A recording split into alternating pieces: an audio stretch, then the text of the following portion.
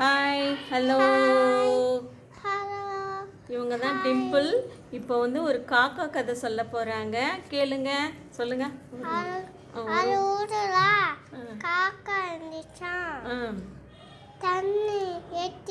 தண்ணி காக்காவுக்கு தண்ணி தாகமா இருந்துச்சாம்.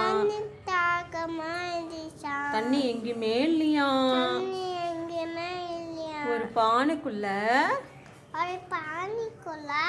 தண்ணி கொஞ்சமா இருந்துச்சா.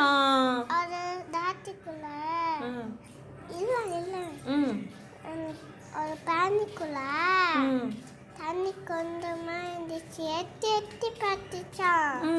அப்படியே எட்டவே இல்லையா. ஒரு யோசனை வந்துச்சா. களி எட்டி போட்டு போட்டு தண்ணி மேல வந்துச்சான்.